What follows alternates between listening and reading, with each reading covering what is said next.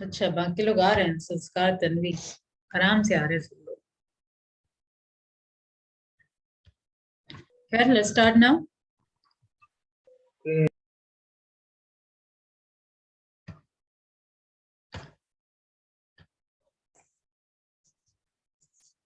बस थोड़ा बहुत ये सारा तो पढ़ा हुआ है, बस सेक्शन आपको पता होना चाहिए। क्योंकि लॉ है तो लॉ में कुछ कुछ इम्पोर्टेंट सेक्शन में बता देती हूँ।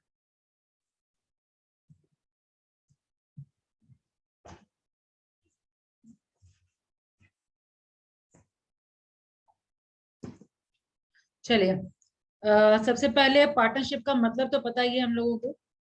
जहां दो से अधिक रहने चाहिए, नंबर ऑफ पीपल कितने होने चाहिए, मिनिमम टू। भूल तो गए होंगे, उतना पूरा भरोसा है। मिनिमम टू तो होने ही चाहिए। मैक्सिमम का क्या लिमिट है? 200 हाँ, 200 मैम, 200। ये पार्टनरशिप है। 50 कंपनीज ओ लॉ मैम, के 50 मैम, अकॉर्डिंग 50। 50, लेकिन अगर हाँ, तो ये कंपनी नहीं है, कंफ्यूज नहीं करना है। ठीक है, 10 है अगर बैंकिंग सेक्टर है तो, और अगर कोई और बिजनेस है तो आपका 20। डिफरेंट स्कॉलर डिफरेंट डेफिनेशन दे रखे हैं। लाइक पहला डेफिनेशन LH होनी। बस ध्यान से सुनते जाइए, कीवर्ड लिखते जाइए। ठीक है, पहला है LH होनी। वो क्या बोल रहे हैं पार्टनरशिप के बारे में? It is a relation between person competent to make contract. ठीक है, कॉम्पिटेंट टू मेक कॉन्ट्रैक्ट कहने का मतलब पता ही है, साउंड माइंड का होना चाहिए, माइनर नहीं होना चाहिए।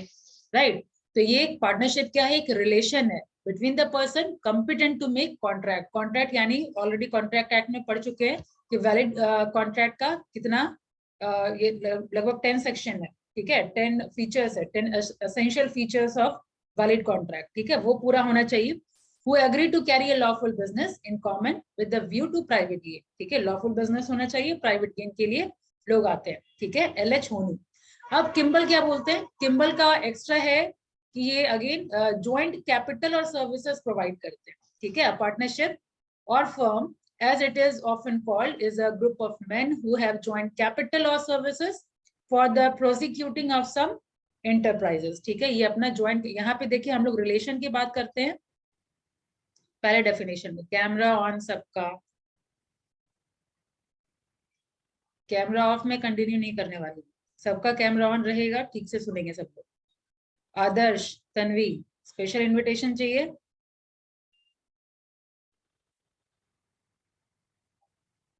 तन्वी और आदर्श,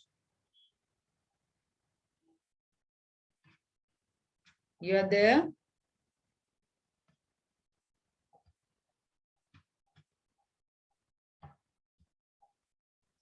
मतलब ऐसे ही लॉग इन हो रखे हैं लोग। और आदर्श इस कैटेगरी में, how come? Adarsh, you able to hear me? Network issue होगा मुझे लगा। फाइन। तो पहला देख लिया कि हम लोग रिलेशन की बात कर रहे हैं। सेकेंड डेफिनेशन में हम ज्वाइंट कैपिटल की बात कर रहे हैं। ठीक है, अब आगे देखिए, द इंडियन कॉन्ट्रैक्ट एक्ट के अकॉर्डिंग पार्टनरशिप क्या है? Partnership is the relation which subsist between person who have agreed to combine their property, labour, skill. ठीक है, ये तीन चीज कॉम्बिनेशन के लिए ये लोग एग्री हुए हैं। किस चीज के लिए? प्रॉफिट के लिए और प्रॉफिट शेयरिंग के लिए। प्रॉपर्टी। हाँ, तो ये है आपका इंडियन कॉन्ट्रैक्ट एक्ट के अकॉर्डिंग। अब पार्टनरशिप एक्ट के अकॉर्डिंग क्या है? इसका इंपॉर्टेंट प्रिंसिपल अगर आपको याद होगा तो यहाँ पे स्पेसिफाई और डिफरेंट क्या किए हैं? Carrying on by all or any of them acting for all. पूरा पढ़िए। Partnership is a relation between persons who have agreed to share profit. ये तो भाई सारे लोग बोल रहे हैं कि they have agreed to carry profit of a business, carried on by all and any one of them acting for all. यानी म्यूचुअल एजेंसी की बात हो रही है, अगर याद हो तो। Mutual agency is the most important principle in partnership act. ठीक है, पार्टनरशिप एक्ट डेट भी पता होना चाहिए, 1932। ठीक है, लॉ है ना, तो लॉ में यहाँ पे हम लोग ईयर, सेक्शन, लास्ट ईयर तो हम लोग फोकस नहीं किए थे लास्ट सेमेस्टर में, लेकिन यहाँ आप चूंकि लॉ पढ़ रहे हैं तो इंडियन पार्टनरशिप एक्ट 1932। ठीक है, और इसका क्या मतलब है? It is talking about mutual agency. ठीक है, carried on by all or any of them acting for all. यानी अगर मान लीजिए जितने बच्चे हैं यहाँ क्लासरूम में, कोई एक अगर डिसऑनेस्टी शो करता है तो बाकी पार्टनर्स को भी प्रॉब्लम हो जाएगी। ठीक है, और कोई एक जो भी डिसीजन सुनाएगा वो ऑटोमेटिकली है कि वो सातों जन मिल करके वो डिसीजन सुना रहे हैं, ठीक है। तो एक दूसरे के लिए एक म्यूचुअल एजेंसी, यानी एक दूसरे के लिए एक तरीके से आप एजेंट की तरह काम करते हैं पार्टनरशिप, ठीक है। अब आगे बढ़ते हैं। नेक्स्ट आपका है विलियम आर स्प्रिगल, ये बोल रहे हैं पार्टनरशिप हैज 2 और मोर members, each of whom is responsible for partnership, each of partners may bind the other for debt of the partnership, ठीक है। जो भी पार्टनर्स का जो भी डेट होगा उसके लिए लाइबल होंगे, ठीक है। नेक्स्ट है JL Hanson, partnership is the form of business organization in which 2 or more person up to a maximum of 20 in ordinary business, ये देखिए ये नंबर ऑफ मेंबर्स की बात कर रहे हैं, ठीक है। 20 ऑर्डिनरी बिजनेस में और 10 आपका बैंकिंग, ठीक है। ये जेएल हैंसन के अकॉर्डिंग, राइट। तो इस अब आप लोग जैसे लिखेंगे लाइक डिफाइन या what do you mean by partnership अगर आता है तो 3 स्कॉलर कम से कम आप उठाएंगे, 3 में से आप इंडियन कॉन्ट्रैक्ट एक्ट नहीं छोड़ेंगे, पार्टनरशिप एक्ट नहीं छोड़ेंगे, और एक ये किम्बल ज्यादा फेमस है इनके कंपैरिजन, ठीक है। ये 3 डेफिनेशन लिख करके लास्ट में आप अपना कंक्लूजन कि सारे डेफिनेशन से आपकी क्या अंडरस्टैंडिंग निकली, सब में क्या क्या कीवर्ड आप पिक किए। लाइक अगर यहाँ देखे तो आप यहाँ फर्स्ट डेफिनेशन में रिलेशन की बात हो रही है, ठीक है। नेक्स्ट आपका ज्वाइंट कैपिटल और सर्विस की बात हो रही है, यहाँ पे प्रॉपर्टी लेबर और स्किल की बात हो रही है, यहाँ पे म्यूचुअल एजेंसी की बात हो रही है, यहाँ पे किसकी बात हो रही है, डेट के लिए लाइबल है, ठीक है। और यहाँ पे बात हो रही है नंबर ऑफ मेंबर्स की। तो सारे कीवर्ड्स को उठा के आपको अपने कंक्लूजन में लिख लेना है, ठीक है। संस्कार जाके पानी पी लीजिए। नेक्स्ट है आपका feature of partnership. Feature of partnership में सबसे पहला है 2 और मोर पर्सन, ये अभी तुरंत देख लिए। 10 कोई और, 20 अगर है बैंकिंग, ठीक है। और इंडियन कॉन्ट्रैक्ट एक्ट वाला जो है वो तो है ही, मैक्सिमम 50 होना चाहिए, और अगर उससे अधिक है तो क्या कहलाएगा वो, इलीगल एसोसिएशन ऑफ पर्सन, ठीक है। इसका सेक्शन ये है आपका सेक्शन 11, ये इंपॉर्टेंट है। 2 और मोर पर्सन वाला जो है ये सेक्शन 11 ऑफ कंपनीज एक्ट 1956 में दे रखा है। 2 और more person, section 11 of companies act 1956, ठीक है। ये सेक्शन इसमें लिख लीजिएगा। अब आगे बढ़ते हैं, फिर कोई इंपॉर्टेंट सेक्शन होगा तो बता दूंगी। आगे आते हैं हम एग्रीमेंट के बारे में। तो एग्रीमेंट पता ही है कि यहाँ पे हम लोगों का एग्रीमेंट के थ्रू ही हम लोग इंटर करते हैं पार्टनरशिप में, राइट। यहाँ पे जैसे जॉइंट हिंदू फैमिली में क्या होता है, बर्थ के साथ ही आपका मेंबर हो जाते हैं, लेकिन इसमें क्या होता है, कॉन्ट्रैक्ट के थ्रू ही आप पार्टनरशिप में इंटर कर सकते हैं, फाइन। नेक्स्ट इज आपका लॉफुल बिजनेस। लॉफुल बिजनेस मतलब एक तो लॉफुल होना चाहिए, यानी कानून की नजर में इसका एग्जिस्टेंस होना चाहिए, लीगल होना चाहिए, और दूसरा बिजनेस के पर्पज से ही हम लोग करेंगे, ठीक है, चाहे वो ट्रेड हो चाहे वो ऑक्यूपेशन हो, राइट। ये इसका नेक्स्ट फीचर है। शेयरिंग ऑफ प्रॉफिट की बात करें तो जो भी प्रॉफिट होगा वो पहले से ही आपका एग्रीड होगा, ठीक है, उसी एग्रीड रेशियो पे ही हम लोग का प्रॉफिट शेयर होता है। म्यूचुअल एजेंसी अभी तुरंत डिस्कशन हो गया।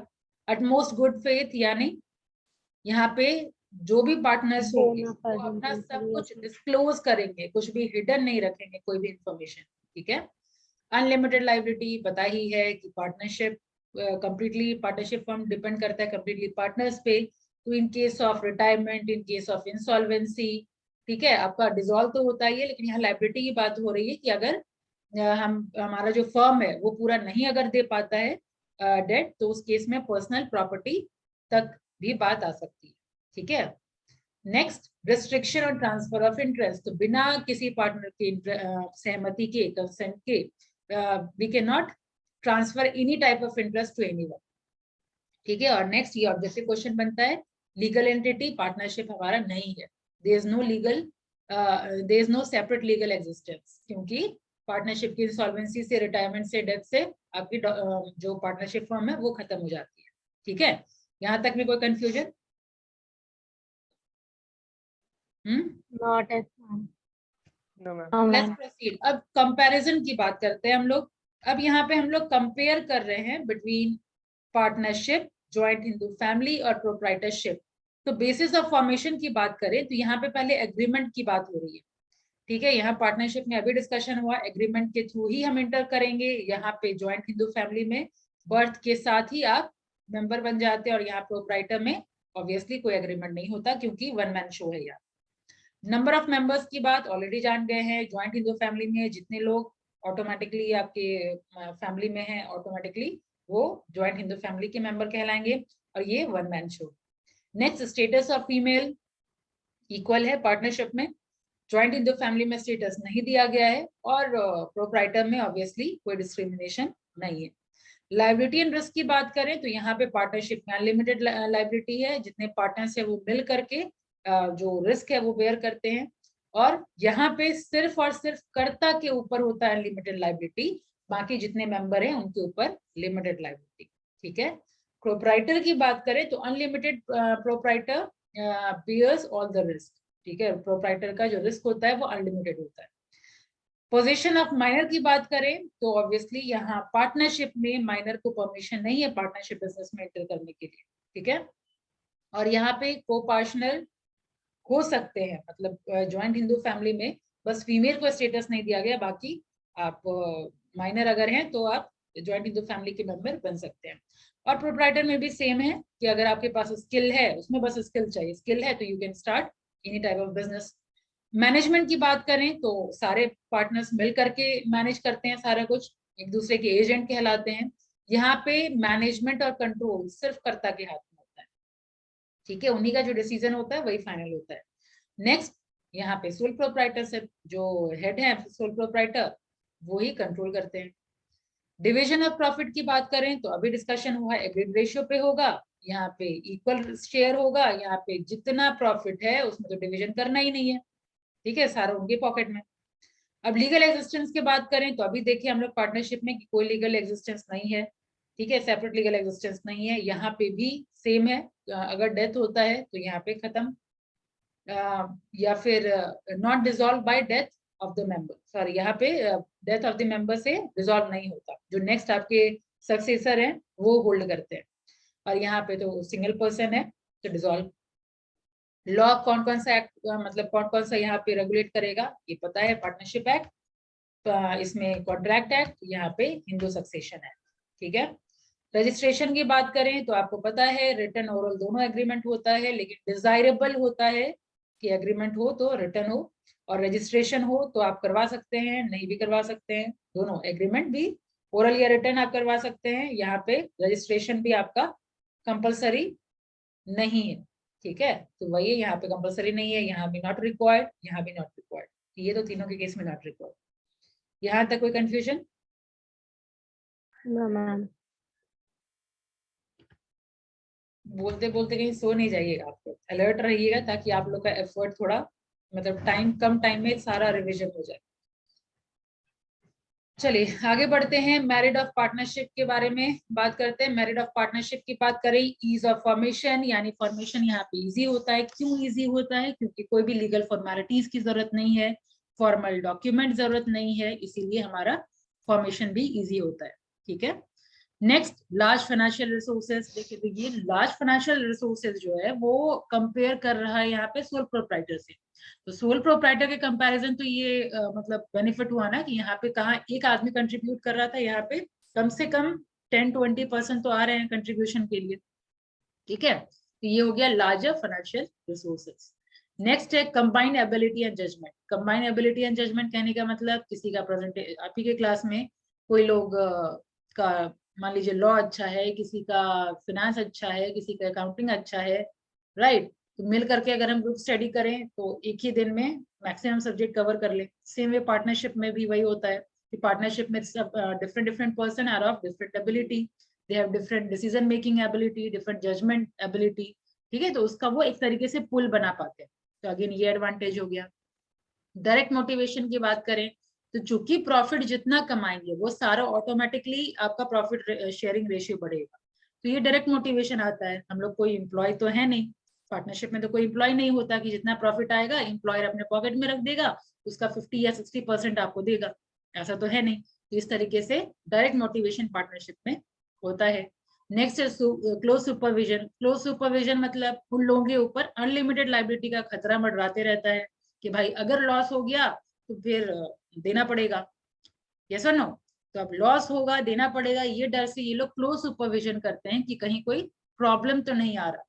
ठीक है, कहाँ से सबसे सस्ता रॉ मटेरियल ला सकते हैं, कैसे हम लोग मतलब कम दाम में ज्यादा प्रॉफिट कर सकते हैं, ये सारा क्लोज सुपरविजन रहता है जितना भी बिजनेस अफेयर है उसमें।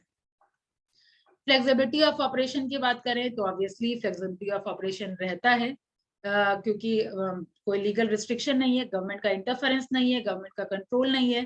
तो जब चाहे आप साइज ऑफ द बिजनेस को भी बढ़ा घटा सकते हैं। कैपिटल में ज्वाइंट स्टॉक में क्या होता था, अगर आपको कैपिटल रिड्यूस करना है तो आपको परमिशन लेने की जरूरत होती थी लॉ बोर्ड की, if you remember, yes ma'am. है ना। तो ये सब ऐसा यहाँ Yes, नहीं ma'am. है। पार्टनरशिप में मैनेजरियल स्किल भी आप कभी भी कर सकते हैं बिना किसी के अप्रूवल के, राइट। सीक्रेसी तो ऑब्वियसली कंपनी में याद है एमओए पब्लिश करना है, सबको पता होना चाहिए कि आप पैसा के साथ क्या कर रहे हैं, कब किधर आप इन्वेस्ट कर रहे हैं। बट यहाँ पे कोई भी एनुअल अकाउंट आपको पब्लिश करने की जरूरत है ही नहीं। ठीक है, तो इसकी वजह से सीक्रेसी आपका मेंटेन रहता है, सारा कुछ जो भी पार्टनरशिप बिजनेस का जो भी अफेयर है वो कॉन्फिडेंशियल रहेगा। ठीक है। Protection of minority interest, minority interest मतलब अब कुछ डिसीजन या ओपिनियन आपको शेयर करना है, कुछ लोग रह गए जो सहमत नहीं है, तो आप कंपेल नहीं कर सकते, उसके ऊपर कोई जोर जबरदस्ती नहीं कर सकते। उनके पास ये राइट है कि वो कभी भी रिटायरमेंट ले सकते हैं, एक नोटिस बस देना होता है डिसोल्यूशन का और वो छोड़ के जा सकते हैं। ठीक है, तो ये चीज है protection of minority interest. Next है कोऑपरेशन की बात हो रही है, तो ऑब्वियसली पार्टनरशिप अगर है तो अगर आप कोऑपरेशन के साथ काम करेंगे, एक दूसरे के ऊपर ट्रस्ट करेंगे तो ही आपका बिजनेस प्रॉस्पर करेगा, नहीं तो फिर ऑब्वियसली ये काम नहीं कर सकता। स्कोप ऑफ एक्सपेंशन ऑब्वियसली है, जैसे जब आप न्यू पार्टनर को भी कभी भी आप ऐड कर सकते हैं। ठीक है, तो स्कोप ऑफ एक्सपेंशन आपका रहता है इसमें। तो ये था आपका एडवांटेज। लिमिटेशन अब आप लोग बताइए कॉमन सेंस पे। संजली, इतना बेनिफिट देख लिए, फटाफट फटाफट लिमिटेशन जो मैक्सिमम चीज कवर कर पाए हम लोग। मैम लिमिटेशन ये है कि इसमें मैक्सिमम 20 से ज्यादा मेंबर इंक्लूड नहीं हो सकते, ठीक है, और ये लीगल आर्टिफिशियल लीगल पर्सन पे डिपेंडेंट नहीं है, ठीक है, और ये लिमिटेड पर्सन को नहीं रख सकता है, एक्सपैंड कर सकता है स्कोप। लिमिटेशन पूछ रही हूँ, कैमरा ऑन रखिए।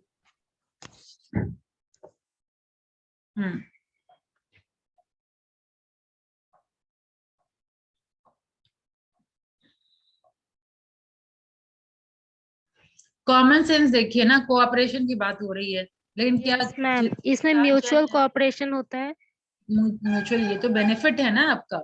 अब मान लीजिए जितने लोग हैं यहाँ पे, क्या आप लोग सब में एक दूसरे के लिए कोऑपरेशन है क्या? आपको सब पसंद है इस क्लास में संजय? किसी से झगड़ा भी तो होगा ना, पार्टनरशिप में भी तो वही होता है, कन्फ्लिक्ट पॉसिबल है, जहाँ पे ज्यादा लोग वहां पे कन्फ्लिक्ट इज पॉसिबल। समझ आया? सबसे पहला तो ये, उसके बाद वहां बात कर रहे थे हम लोग लार्जर फाइनेंशियल रिसोर्सेज की, तो अभी आप मेंबर की बात कर रहे हैं, इससे ज्यादा मेंबर नहीं कर सकते, लगा सकते, तो ऑटोमेटिकली फाइनेंस ज्यादा नहीं आएगा। ठीक है, तो limited yes ma'am, resources, limited resources. हाँ अनलिमिटेड लाइबिलिटी अगेन आपका डिमेरिड है। अब ये देख लिए ऊपर, जैसे कि मतलब किसी के डेथ पे, रिटायरमेंट पे वो खत्म हो जाता है, तो अनसर्टेन लाइफ है, इसका कन्फ्लिक्ट देख ही लिए। एम्प्लॉयड अथॉरिटी का रिस्क है, जब एक डिसऑनेस्ट एम्प्लॉय, एक सॉरी डिसऑनेस्ट पार्टनर आपके सारे पार्टनर्स को ले डूबेगा, यानी आपके ग्रुप में एक दगाबाज दोस्त सबको ले डूबेगा, ये भी तो डिमेरिट ही है ना। फिर लैक ऑफ पब्लिक कॉन्फिडेंस, अब कुछ आप पब्लिश कर ही नहीं रहे हैं, ठीक है, कुछ भी आपका पब्लिक तक जा ही नहीं रहा है, किसी का इंटरफेरेंस नहीं है, गवर्नमेंट रेगुलेशन है ही नहीं आपके ऊपर, तो पब्लिक ट्रस्ट भी नहीं कर पाती है। ठीक है, फिर कैपिटल का पता होगा कि जब मैं तब चाह हम निकाल नहीं सकते कैपिटल बिजनेस से। यस और नो, बिजनेस में एक बार पैसा डाल दिए तो आपका तो ब्लॉक हो गया कैपिटल, तो अगेन ये भी एक डिमेरिट है पार्टनरशिप का। ठीक है, आई बात समझ में? अब आगे Yes, चलिए ma'am. Formation of partnership. तो फॉर्मेशन में ऑब्वियसली एग्रीमेंट के थ्रू होगा। एग्रीमेंट क्या हो सकता है? ओरल और रिटर्न। रिटर्न। ठीक है। लेकिन डिजायरेबल क्या है, पार्टनरशिप डीड मतलब रिटर्न एग्रीमेंट होना चाहिए, और रिटर्न एग्रीमेंट को हम लोग पार्टनरशिप डीड बोलते हैं। अब बात आती है कि क्या क्या होना चाहिए उसमें। तो आपका फर्म का नाम, ठीक है, किस नेचर का आपका बिजनेस होगा, किस जगह पे होगा, ड्यूरेशन क्या होगा। ड्यूरेशन भी अगेन डिपेंड करता है, ऑलरेडी पढ़े हुए हैं। एक आपका विल भी होता है जिसमें कोई ड्यूरेशन होता ही नहीं है, इसीलिए यहाँ पे लिखा हुआ है इफ एनी, है ना।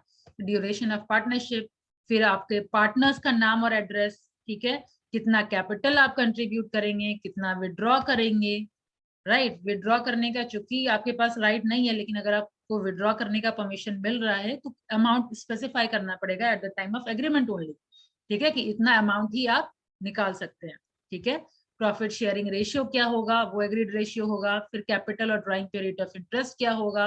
वैसे तो पार्टनर्स को आपका सैलरी या कमीशन आप नहीं देते हैं, वो प्रॉफिट शेयरिंग ही आपका होता है। लेकिन अगर आप एग्री किए हैं सैलरी और या कमीशन देने पे, तो ऑटोमेटिकली जो अमाउंट है आपका वो आप स्पेसिफाई करेंगे at the time of agreement only, ठीक है। किस पार्टनर का क्या काम होगा वो एलोकेट करना, ठीक है। गुडविल के वैल्यूएशन का क्या मोड होगा, कौन सा मेथड आप यूज करेंगे गुडविल के को कैलकुलेट करने के लिए, वैल्यूएट करने के लिए। अब एडमिशन अगर करना है पार्टनर्स का या रिटायरमेंट करना है, तो क्या ऐसे ही एक रात उठेंगे हम लोग निकल जाएंगे फर्म आपके फर्म से, या फिर जब मन क्या ज्वाइन कर लेंगे, ऐसा तो होगा नहीं। प्रॉपर प्रोसीजर होगा, तो क्या प्रोसीजर होगा वो रहना चाहिए एग्रीमेंट में, ठीक है। फिर बुक ऑफ अकाउंट जो आप मेंटेन करेंगे, अकाउंट कैसे मेंटेन करेंगे, ऑडिट का क्या फंक्शन है, क्या प्रोसीजर है, वो होना चाहिए, ठीक है। डिसोल्यूशन का क्या प्रोसीजर होगा, डिफरेंट डिसोल्यूशन का प्रोसेस हम लोग पढ़े थे, बाय एग्रीमेंट, बाय कोर्ट, ठीक है। तो वो आप कौन सा प्रोसीजर अप्लाई करना चाहते हैं। आर्बिट्रेशन क्लाउज का क्या प्रोविजन है, ठीक है, वो मेंशन रहेगा। लोन और एडवांस अगर कोई पार्टनर देता है बिजनेस में, तो उसका क्या रेट ऑफ इंटरेस्ट होगा, ठीक है। ये सारा मेंशन रहता है पार्टनरशिप डीड में। क्लियर यहाँ तक Prerna? Yes ma'am. Arbitration clause क्या होता है?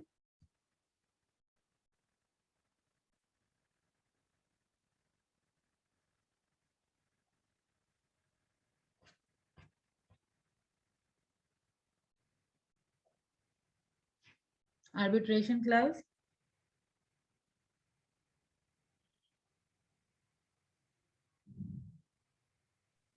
मैम। प्रेरणा नहीं होगा? No ma'am. कैमरा ऑन करके बैठिए, बार बार एक ही चीज ना बोलना पड़े, फिर खराब लगने लगता है। कौन बोल रहे थे? खुशी?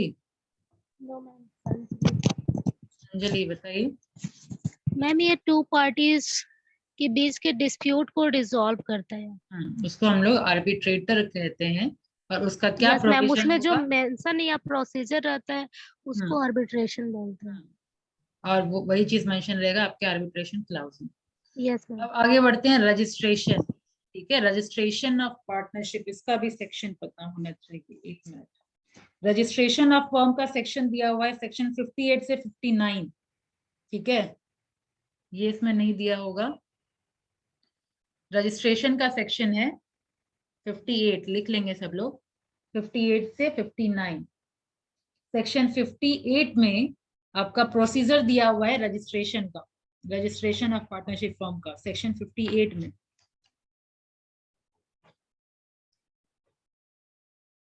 और सेक्शन 59 में दे रखा है, जब रजिस्ट्रार सेटिस्फाई होकर के रजिस्टर में प्रोविजन आपका डालते हैं, नाम लिखते हैं, वो सेक्शन 59 में दिया हुआ है।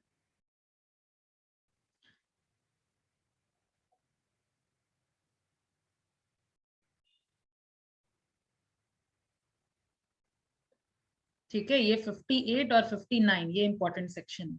इससे पहले कौन सा सेक्शन बताया था? एक एग्रीमेंट वाला था, वो नंबर ऑफ मेंबर्स का था, सेक्शन 11 ऑफ कंपनीज एक्ट 1956, 10 और 20 वाला। नेक्स्ट है आपका रजिस्ट्रेशन का सेक्शन 58, 59, जिसमें 58 में लिखा हुआ है प्रोसीजर रजिस्ट्रेशन का, और 59 में रजिस्ट्रार आपका देखती है कि अगर सेक्शन 58 के अकॉर्डिंग सारा आपका फुलफिल्ड है कि नहीं क्राइटेरिया, और फिर रजिस्टर ऑफ द फर्म में आपका नाम डालती है, ठीक है, ये होता है सेक्शन 59। तो ये दो सेक्शन अगेन इंपॉर्टेंट है। अब आगे बढ़ते हैं। अब आते हैं प्रोसीजर ऑफ रजिस्ट्रेशन में। तो प्रोसीजर ऑफ रजिस्ट्रेशन सबसे पहले पता है कि कंपलसरी नहीं है, ठीक है। नेक्स्ट है क्या क्या डिटेल होना चाहिए एप्लीकेशन फिल करके हम लोग को रजिस्ट्रार के पास देना होता है। ऑब्वियसली जैसे कंपनी में प्रिस्क्राइब्ड फी होता है वैसे इसमें भी प्रिस्क्राइब्ड फी होता है। नाम रहना चाहिए, प्रिंसिपल प्लेस होना चाहिए, आप बाकी ब्रांचेस का बिजनेस कहाँ चल रहा है वो होना चाहिए। Date when each partners join the firm, ठीक है, सारे पार्टनर्स का डेट, फिर उस सारे पार्टनर्स का नाम और एड्रेस डिटेल में, और ड्यूरेशन। बस इतना, जितना पार्टनरशिप डीड में था उतना तो रिक्वायर्ड नहीं है, लेकिन एप्लीकेशन में इतना डिटेल होना चाहिए, ठीक है। उसके बाद अगर एप्लीकेशन आपका साइन होना चाहिए बाय ऑल पार्टनर, और if the registrar of the firm is satisfied with the statement, यही वाला लाइन है 59 का, ठीक है। ये सेक्शन 59 का ये वाला लाइन है, if the registrar on the firm is satisfied with the statement, he shall make an entry in the register of the firm. The firm become registered when such a entry is made and a certificate of registration is issued by registrar. ये section 59. Registration provide collusive proof, बाकी ऐसे है वही। अब आगे बढ़ते हैं, consequences of non registration। अब अगर नन रजिस्ट्रेशन होता है, मतलब हम रजिस्टर्ड फर्म नहीं है, तो क्या क्या चीज आपको भुगतना पड़ेगा, क्या क्या चीज आपको सफर करना पड़ेगा, या क्या क्या लिमिटेशन है। तो सबसे पहले आप थर्ड पार्टी को क्लेम नहीं कर सकते, ठीक है। You can not sue any of its partner, यहाँ थर्ड पार्टनर की बात हो रही है, थर्ड पार्टी के पार्टनर्स की बात हो रही है, ठीक है। फिर partners of an unregistered firm can not sue the firm to insure their claim, किसी और फर्म को भी वो sue नहीं कर सकते हैं, ठीक है। फिर एक दूसरे को भी नहीं कर सकते हैं, ठीक है। अगर जो भी डिसऑनेस्टी वाली बात हुई थी यहाँ पे, रिस्क ऑफ एम्प्लॉयड अथॉरिटी, वो अगर होता है और क्लेम करना चाहते हैं तो भी नहीं कर सकते। इसके अलावा 100 रुपये से ज्यादा क्लेम आप एडजस्ट भी नहीं कर सकते, और अभी कुछ चेंजेस भी नहीं आया है भाई, इतना बहुत कम अमाउंट है ये। 100 रुपये से ज्यादा अगर है, एक बार ये चेक कर लीजिएगा इसका अमाउंट, ठीक है। मुझे तो कोई फ्लक्चुएशन नजर नहीं आया, बट एक बार आप लोग भी अपने तरफ से देख लीजिएगा, इससे ज्यादा आप क्लेम कर भी नहीं सकते, ठीक है। जो एडजस्टमेंट अमाउंट है, यहाँ एग्जांपल दिया गया है, तो 100 रुपये से कम है तो you will be able to claim. लेकिन अगर अनरजिस्टर्ड फर्म है तो 100 रुपये, अनरजिस्टर्ड है तो 100 रुपये से कम तो आप ऐसे भी कर सकते हैं, लेकिन उससे ज्यादा नहीं कर सकते। अब आगे करते हैं, non registration doesn't affect the following right. अब कौन कौन सा राइट अफेक्ट नहीं होता है। तो सबसे पहले थर्ड पार्टी या आउटसाइडर तो आपको कर ही सकते हैं सूट, ठीक है। They can file a suit against an unregistered firm as well as against its partner. इसके अलावा an unregistered firm and its partner can file law suit if the firm has no place of business in India, ठीक है। उसको जगह नहीं मिल पा रहा है, कहीं ज्यादा डिस्टर्बेंस हो रहा है बिजनेस शुरू करने पे, तो अगेन वो लॉ सूट कर सकता है, और ये अभी जो डिस्कशन हुआ उससे कम कर सकते हैं claim suit. Next is the partner of an unregistered firm can file suit for the dissolution of a firm by obtaining account of dissolved firm and for releasing the property of the dissolved fund। dissolved firm यानी जो obviously जो आपका dissolve हो जाएगा firm, उसके बाद जो आप सेटलमेंट अकाउंट करेंगे उसका आपको हक है कि अगर आपको हक अपना नहीं मिल रहा है तो आप क्लेम कर सकते हैं। Next is the official assignee और receiver can file suit to release the property. जो आपका जो ऑफिशियल असाइनी होते हैं और जो रिसीवर हैं अगेन वो कर सकते हैं फाइल सूट। नेक्स्ट है N unregistered firm can file a suit against the infringement, अगर पेटेंट का इन्फ्रिंजमेंट हो रहा है, ठीक है, तो फिर अगेन कर सकते हैं अगर इवन इफ अनरजिस्टर्ड है तो ये था आपका डिसएडवांटेज। फिर advantage of partnership firm is useful, ये पढ़ लीजिएगा, ठीक है। नेक्स्ट है types of partnership. Types of partnership में ये सब आप लोग को मुझे लगता है रटा होगा सारा चीज। जनरल पार्टनरशिप क्या होता है संस्कार?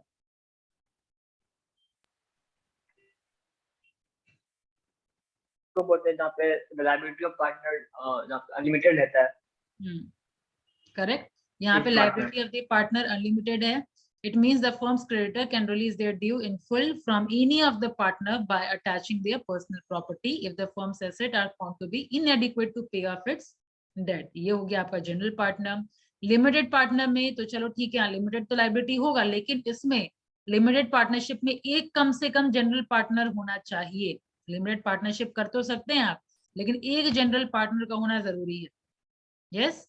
इसके अलावा partnership at will, indefinite time period के लिए अगर हैं तो पार्टनरशिप एट विल। अगर आप स्पेसिफिक टाइम के लिए हैं, ये याद है दो बेसिस पे हम लोगों ने कैटेगराइज किया था, एक on the basis of liability, एक on the basis of durability. ठीक है, डिपेंडिंग की क्वेश्चन कैसा आता है, अगर ऑब्जेक्टिव क्वेश्चन आएगा तो ड्यूरेबिलिटी पता होना चाहिए। On the basis of durability partnership at will and particular partnership. On the basis of liability आपका जनरल और लिमिटेड पार्टनरशिप। डन। तो अनलिमिटेड या इंडेफिनिट टाइम पीरियड के लिए है तो विल, अगर पर्टिकुलर आपका स्पेसिफिक टाइम पीरियड के लिए है तो पर्टिकुलर पार्टनरशिप। यहाँ डिफरेंस दिया हुआ है। अब पार्टनर्स के टाइप्स की बात हो रही है, तो टाइप ऑफ पार्टनर्स में पहला है एक्टिव और वर्किंग पार्टनर। तो यहाँ पे हम लोग बात करते हैं कंट्रीब्यूशन ऑफ कैपिटल की, मैनेजमेंट में कैसा पार्ट कर रहा है वो, और लाइबिलिटी की। ठीक है, और दूसरा शेयर्स ऑफ सारे पार्टनर। पार्ट बोलेंगे ना, और जब पार्टनरशिप रहेगा तब 4 पार्ट्स। क्या चीज? जब टाइप ऑफ पार्टनरशिप बोलेगा तब 4 पार्ट्स होगा। टाइप ऑफ पार्टनर और टाइप ऑफ पार्टनरशिप अलग है, टाइप ऑफ पार्टनर्स अलग है। हाँ सही है। ये टाइप ऑफ पार्टनर्स है या पार्टनरशिप है, वो थोड़ा फोकस करेंगे आप। पार्टनरशिप में on the basis of durability और उसके बेसिस पे करेंगे। अगर आप वैसे डिवाइड नहीं कर रहे हैं तब तो आपका 4 है। ठीक है। अब पार्टनर्स की बात करें तो यहाँ पे हम देख रहे हैं एक्टिव है, तो हर चीज में एक्टिव है। इवन कैपिटल भी कंट्रीब्यूट कर रहा है, मैनेजमेंट में भी एक्टिव पार्ट कर रहा है, अनलिमिटेड लाइबिलिटी भी बेयर कर रहा है, और प्रॉफिट में भी, प्रॉफिट और लॉस में भी वो शेयर कर रहा है। ठीक है, ये हो गया आपका एक्टिव पार्टनर। डन। अब आगे बढ़ते हैं स्लीपिंग और डोरमेंट पार्टनर की अगर बात करें तो स्लीपिंग या इनएक्टिव पार्टनर भी बोलते हैं उसको। इसमें दे सिंपली कंट्रीब्यूट कैपिटल। तो इनएक्टिव क्यों? क्योंकि वो मैनेजमेंट में एक्टिव पार्ट नहीं करते। ठीक है, बाकी सारा चीज एज इट इज है। देख रहे हैं सिर्फ मैनेजमेंट में बस एक्टिव पार्ट नहीं करेगा, और एल्स कैपिटल भी कंट्रीब्यूट कर रहा है, प्रॉफिट और लॉस भी में भी शेयर ले रहा है, और लायबिलिटी भी अनलिमिटेड है। ठीक है, ये है आपका स्लीपिंग और डोरमेंट पार्टनर। अब सीक्रेट पार्टनर की बात करें तो सीक्रेट पार्टनर का सारा कुछ एज इट इज, बस जनरल पब्लिक नहीं जानती कि वो पार्टनर है। ठीक है, जस्ट जनरल पब्लिक से हिडन होता है।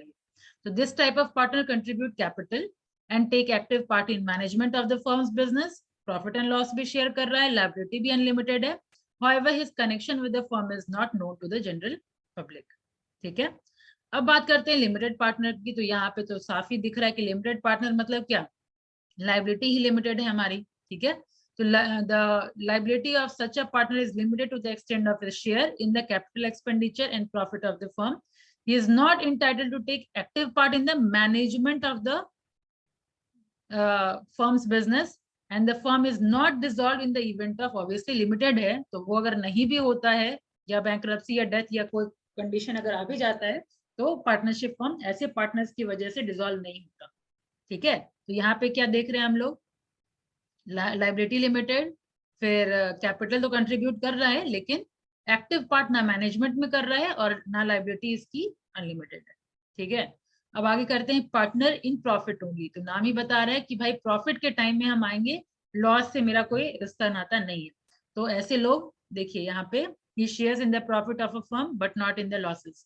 His liability for the firm's debt is unlimited, but he does not take part in the management of the firm. चूंकि इसका प्रॉफिट में ही इसका शेयर होता है, तो मैनेजमेंट में भी इसका कोई एक्टिव पार्टिसिपेशन नहीं होता। ठीक है, लेकिन हाँ, फर्म जब डिसॉल्व करेगी, जब ऐसे एट द टाइम ऑफ मतलब जब तक बिजनेस चल रहा है तब तक तो चलो ठीक है, लॉस में वो शेयर नहीं करेगा, लेकिन डिसॉल्व करने के बाद इसका रूल आएगा। ठीक है, क्योंकि लायबिलिटी अनलिमिटेड। नेक्स्ट है नॉमिनल और ऑस्टेंसिबल पार्टनर। ये याद है खुशी? हाँ, यस मैम। क्या है? मैम वो एक्टिव पार्ट नहीं लेता है मैनेजमेंट में और कैपिटल कंट्रीब्यूट नहीं करता है। और कुछ एक्चुअल में तो पार्टनर होता ही नहीं है, बस वो अपना नाम रिप्रेजेंट करता है, ठीक है, बस Nominal अपना होता नाम है लैंड पूरा। करता है, अपना रेपुटेशन लैंड करता है। एक होता है इसमें आपका पार्टनर बाय स्टॉपल और partner by holding out. Estoppel मतलब कि आप अपने वर्ड से एग्री कर रहे हैं कि हाँ yes I am partner of this firm, लेकिन आप एक्चुअल में है नहीं, ठीक है। लाइक मेरा आपसे जान पहचान है, ठीक है, आप कहीं सामने बोले कि हाँ खुशी हमको जानती है, she is also the partner, और आप एग्री कर रहे हैं, ठीक है, किसी भी फॉर्म में। और उस केस में क्या होगा, लाइबिलिटी, यहाँ तो कैपिटल भी आप कंट्रीब्यूट नहीं कर रहे हैं, मैनेजमेंट में भी पार्ट नहीं कर रहे हैं, लेकिन अगर मेरा पैसा फंसता है उसके पास, तो उस टाइम में आपसे मैं मांग सकती हूँ पैसा, कि तुम्हारे रेपुटेशन में मैंने पैसा दिया है उन लोगों को, मुझे अपना शेयर वापस चाहिए, ठीक है, यानी लाइबिलिटी आपकी है वहां, समझ आया। और ये है आप स्पोकन या रिटन फॉर्म में एग्री कर रहे हैं, और अगर कुछ बोल नहीं रहे हैं, that is partner by holding out, ठीक है, आप डिनाई भी नहीं कर रहे हैं, कुछ बोल भी नहीं रहे हैं, वहां पे आपके सामने बोला जा रहा है, तो मैंने ये सोचा कि अच्छा हाँ ठीक है ये पार्टनर है, तो फिर उस केस में भी आप अगेन मतलब आप बेयर करेंगे, ठीक है, आपका ये जिम्मेदारी होगा कि वो आप डेट जो है वो आप पूरा करें, ठीक है। तो आप Yes. ऑटोमेटिकली लाइबल हो जाते हैं आउटसाइडर्स के लिए, जो भी डेट फर्म का होता है उसके लिए आप लाइबल होंगे। बस ये नॉमिनल पार्टनर ये दो टाइप का होता है, इतना ही टाइप्स ऑफ पार्टनर है। उसके बाद आता है mutual rights and obligation of partner. तो राइट एंड ऑब्लिगेशन आज हो पाएगा, अभी बहुत चीज बाकी है, राइट्स है, ड्यूटीज है, इम्प्लाइड है, यहाँ से हम Probably लोग no, ma'am. यहाँ पहले पढ़ के रखिए आप लोग, ऑलमोस्ट मतलब कुछ लोग को तो याद है, कुछ लोग भूल चुके हैं, तो एक बार यहाँ तक पढ़ के रखिए। टाइप ऑफ पार्टनर्स के बाद से हम लोग यहाँ म्यूचुअल राइट्स एंड ऑब्लिगेशन कल करेंगे, ठीक है। Yes, ma'am. एक मिनट अटेंडेंस ले लूं आपका।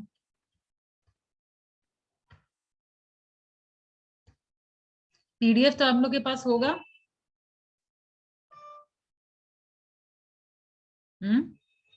बीकॉम फर्स्ट का Yes, है ही ma'am. ना आप लोगों के पास, एक बार गो थ्रू हो जाएगा, बस सेक्शन उसमें ऐड करना है। Yes.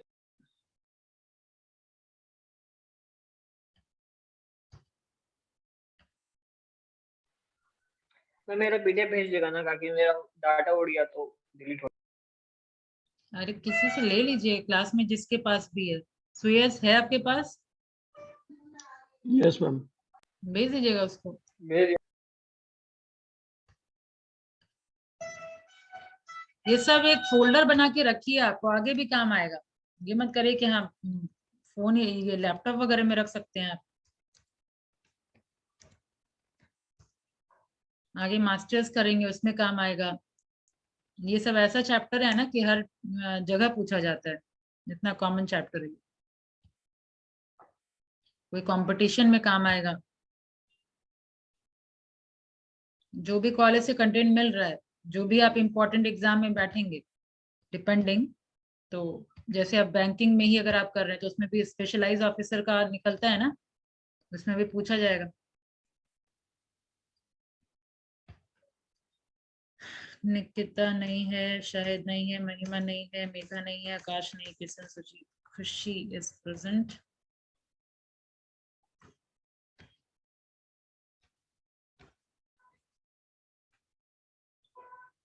तन्वी का तो खैर प्रेजेंस ही नहीं है। अंकित, संस्कार, अभिषेक, यश, नितिन, सुयस, आदर्श, आरती, मनीषा है, प्रेरणा, दिव्या,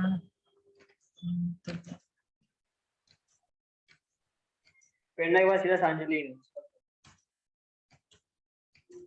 ओके ठीक है, thank you, see you next class.